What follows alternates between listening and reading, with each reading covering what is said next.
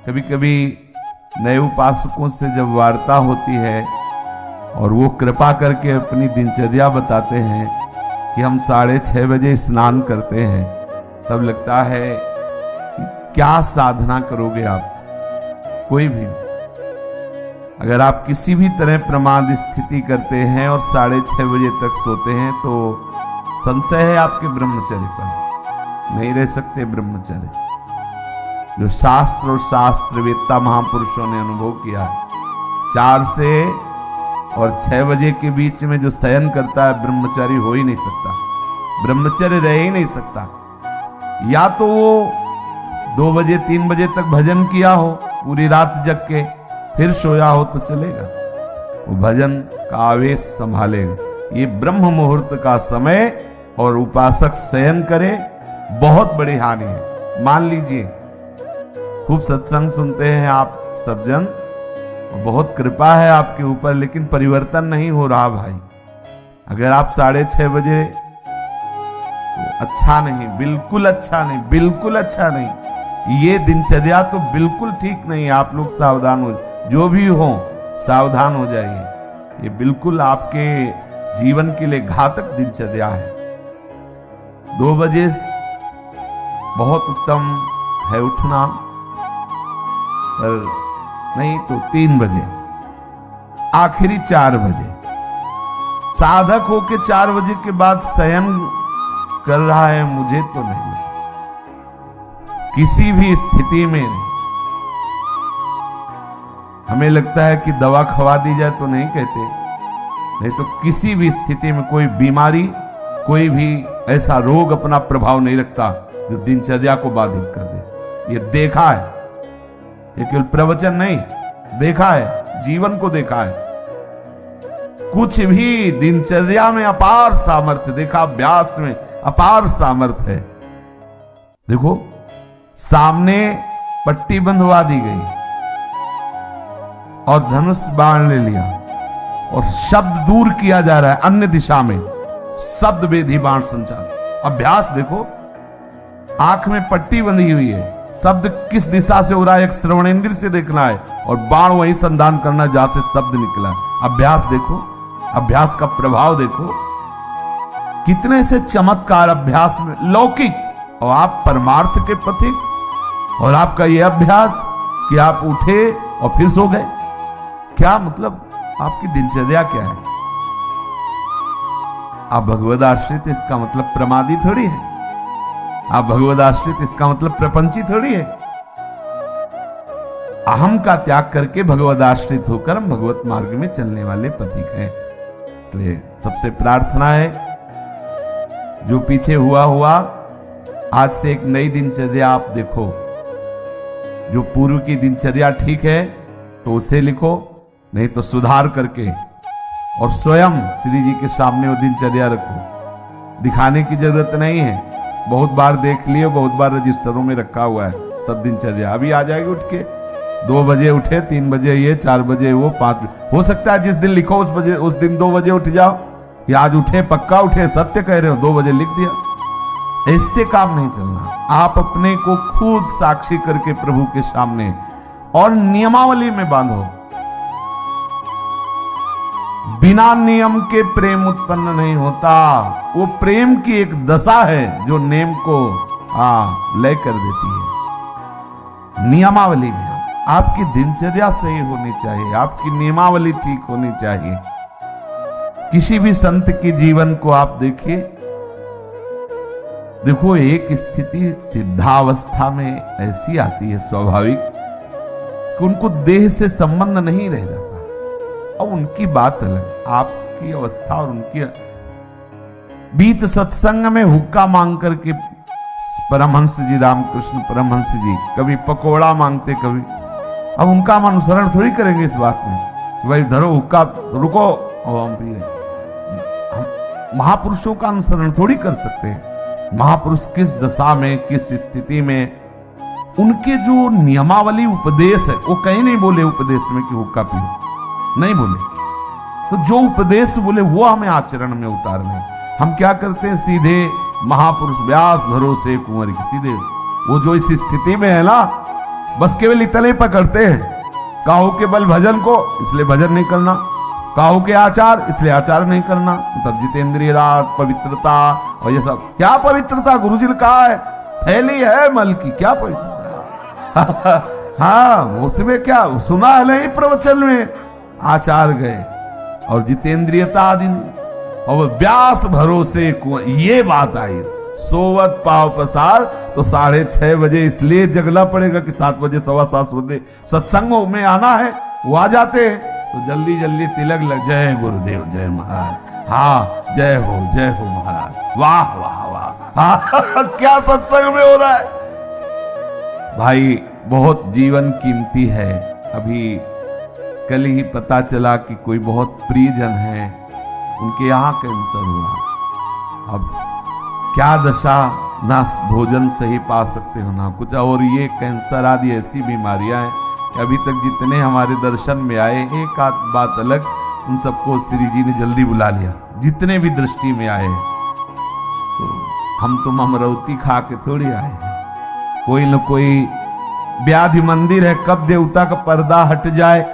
जैसे बहुत मंदिर में सब देवता होते ना, ऐसे शरीरम व्याधि मंदिरम, पुजारी कब पर्दा हटा दे, कौन सा? बोले अब कैंसर देवता आ गए, होश उड़ जाएंगे भैया। देखो तुम्हें अभी रिपोर्ट में बता दी जाए तुम्हारी किडनी खराब थी, देखो क्या होता है तुम्हारा। अगर डिप्रेशन में ना पहुंच जाओ तो बताना, ब्लड प्रेशर अपने आप उछाल मारने लगेगा, क्योंकि चिंतन।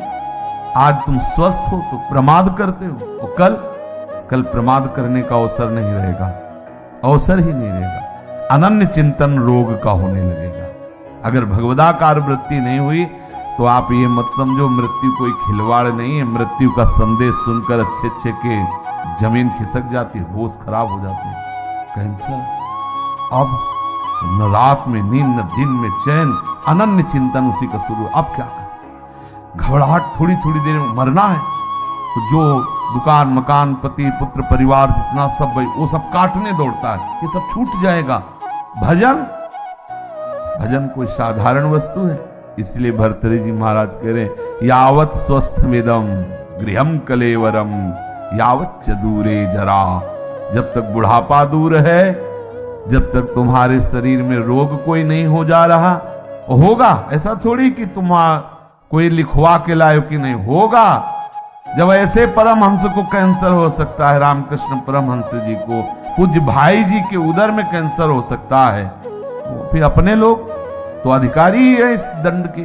अपने लोग तो अधिकारी, न जाने कितने इन भजनानंदी महापुरुषों के शरीर में ऐसी व्याधियां हो सकती है, तो अपने लोगों को तो पूरा रजिस्टर रखा हुआ है। सावधान हो जाइए, प्रमाद मत कीजिए। बहुत बढ़िया अवसर आपको मिला है। भगवत चरणारविंद का आश्रय और सतत जप, ये बिल्कुल खुली दो बातें हैं, ज्यादा इनमें समझने की जरूरत नहीं। अंदर से भगवत आश्रय और जिध्या से जप, राधा वल्लभ श्री हरिवंश श्री हरिवंश, क्या जाता है। अगर रोज का रोज शाम के हिसाब आपको ना दिखाई दे तो बताना, रोज आपको वैराग्य बढ़ा नजर आएगा, आपको नजर आएगा, अरुचि होने लगे। सच्ची कहते हैं भजन का प्रभाव, ये तो भगवत कृपा से भगवत चर्चा हो रही नहीं। 1 मिनट के लिए अंदर से मन राजी नहीं, ये जो हो रहा है 1 मिनट के लिए राजी नहीं कि अब ये सब, बस यही लगता है चुप किसी से मिलो मत, बंद करके दरवाजा अपने कमरे का, बस एकाकार वृत्ति। कब शरीर किस दशा को पहुंच जाए, बेकार काहे को बहिर्मुखता में फैल रहे, शांत। इसका फल है तदाकार वृत्ति में डूबना। और आपको बढ़िया अवसर मिला है, कोई जिम्मेवारी नहीं। देखो आप सत्संग सुन रहे हो, आप नाम जप कर सकते हो, नाम में ध्यान लगाए हुए श्रवणेन्द्रिय से सुनो। देखो बढ़िया आपकी समाधि अवस्था जा रही। सत्संग क्या है? एक समाधि अवस्था में डुबोने का बहुत बढ़िया, मतलब 1 घंटा 1.5 घंटा चर्चा हो रही, श्रवणेन्द्रिय के लिए कहीं अन्य जाने की जगह नहीं, और अंदर से आप नामाकार वृत्ति, मंत्राकार वृत्ति, बड़ा आनंद का विषय है। अगर हम भजन छोड़ दिए, बाह्य में ही समय व्यतीत किए, तो बाह्यकरण से आप सेवाएं करते रहो, बाह्यकरण से दिनचर्या करते रहो, अंताकरण विषय चिंतन कर रहा है, तो आनंद बाह्यकरण को होना है कि अंताकरण को? समझना, जरा सूक्ष्मता से समझना। परिवर्तन किसका होना है? अंतःकरण, बाह्यकरण का तो देखो 2 मिनट में परिवर्तन सब, लेकिन अंतःकरण का परिवर्तन चिंतन से होता है, भजन से होता है।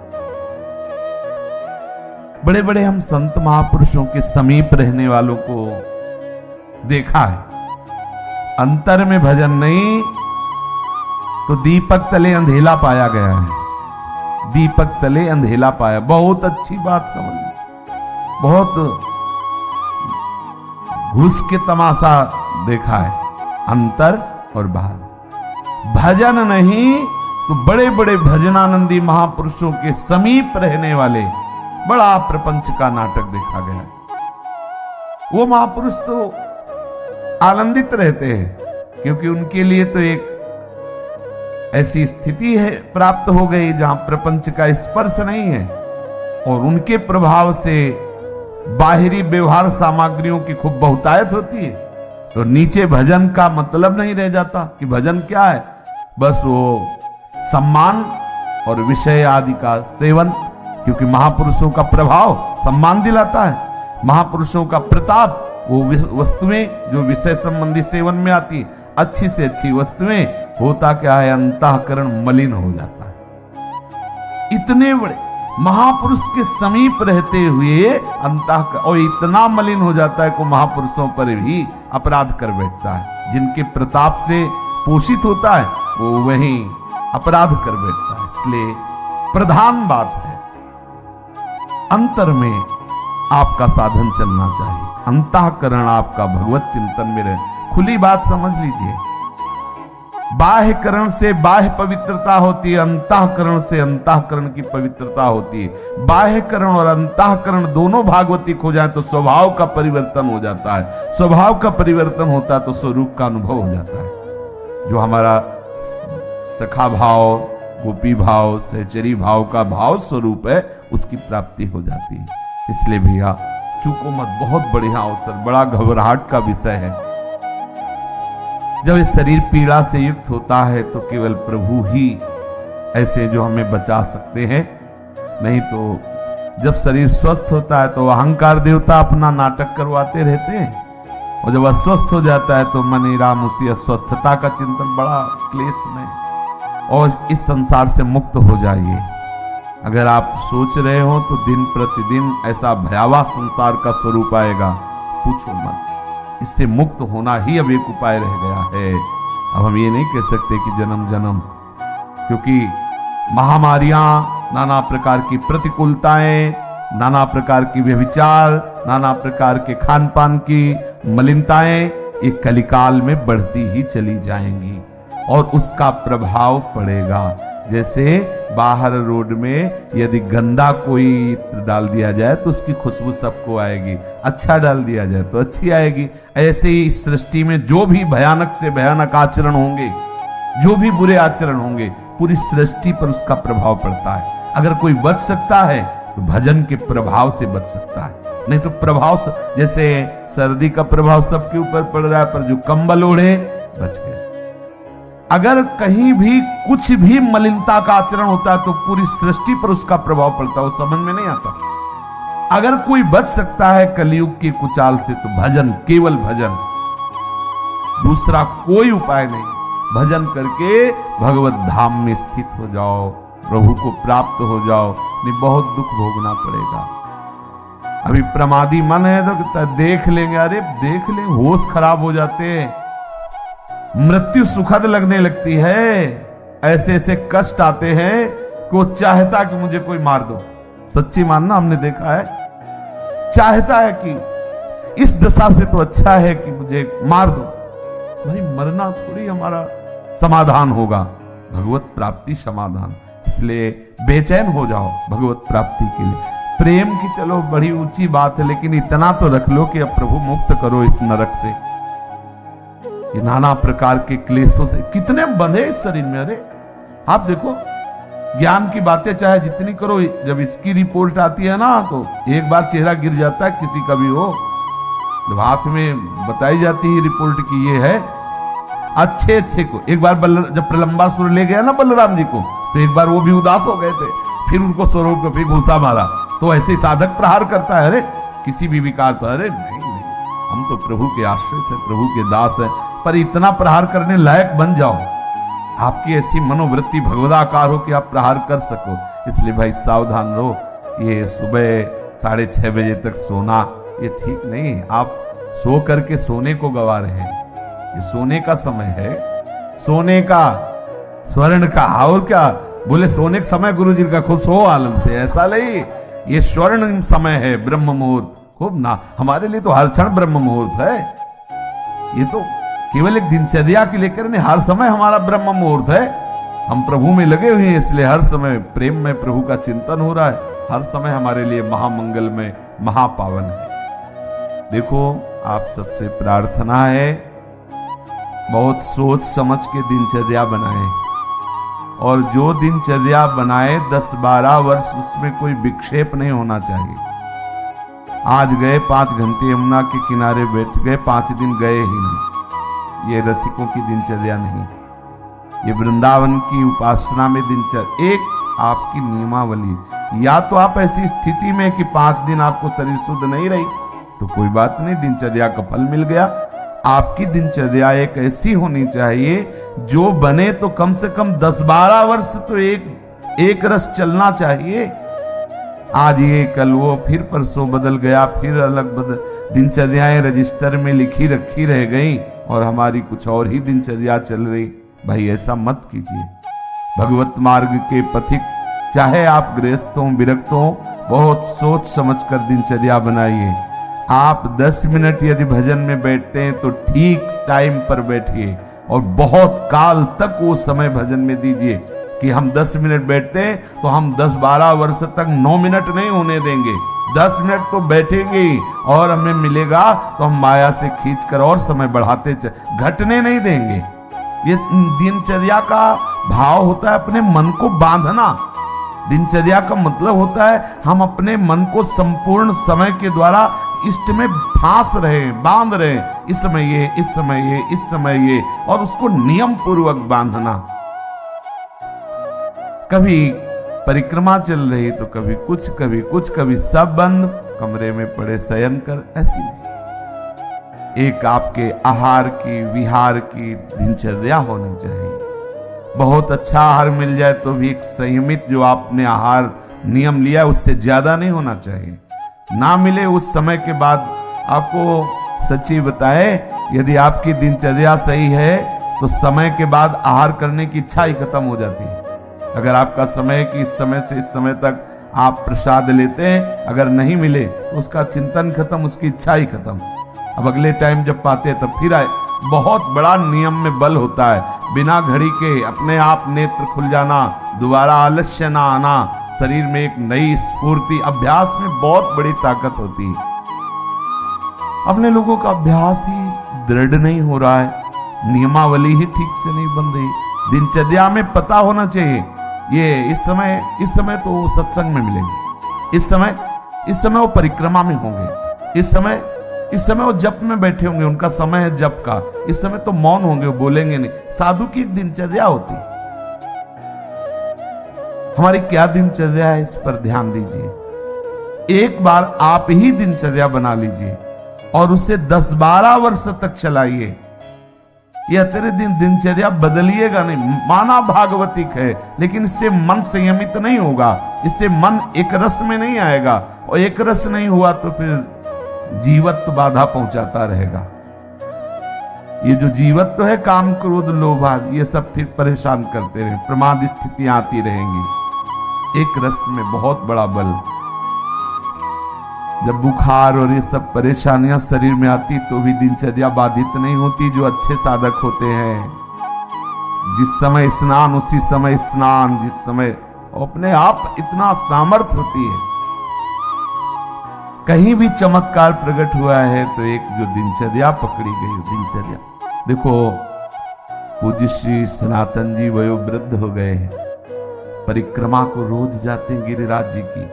गिरिराज जी को पीड़ा होती है उनकी परिक्रमा से कि इतने वयोवृद्ध नंगे पैर प्रकट हुए। श्री लालजू महाराज ठाकुर जी कह रहे हैं कि बाबा अब तुम परिक्रमा मत आया करो, हमारे लिए ही तो सब करते हो, हम बहुत प्रसन्न हैं। वहीं वृंदावन में आप भजन करो। हाँ ठीक है। दूसरे दिन फिर पहुंच गए। बोले बाबा मना किया। बोले प्रभु रह नहीं पाते। ये दिनचर्या क्या करती, आपका अभ्यास ऐसा दृढ़ करती कि इष्ट मना कर रहा है लेकिन आप रह नहीं पाते। परिणाम क्या हुआ, आज भी उनकी दिनचर्या ने हमको एक बहुत बड़ी सिद्धि दे दी। आज भी आप दर्शन कर सकते हो राधा दामोदर में बंसी का, लकुट का, श्री चरण का, गाय के खुर का चिन्ह हो, गिरिराज जी की शिला। आज भी सनातन जी की एक नियमावली ने आज हम सब भक्तों को दुर्लभ वस्तु है, दुर्लभ वस्तु है। भगवत चरणारविंद के चिन्ह, लकुट के चिन्ह, बंसी के चिन्ह, गाय के खुर के चिन्ह प्रभु ने स्वयं दे और बोले इस शिला की परिक्रमा कर लेना। ये 4 परिक्रमा का आपको 4 परिक्रमा कर लो तो परिक्रमा गिरिराज जी की पूरी हो गई। नियमावली 24 घंटे में ऐसी सहज दिनचर्या आप अपनी खुद बना लीजिए जो आप बहुत काल तक निर्वाह कर सके। यमुना तट अगर हमारा जाना हुआ तो यमुना तट, बहुत मन हुआ तो नागरीदास जी कह रहे गोवर्धन गिरिराज जी, और बैठो राधा को देखा है, अनुभव किया है, एक अलौकिक मतलब आकर्षण राधा कुंड में देखा है।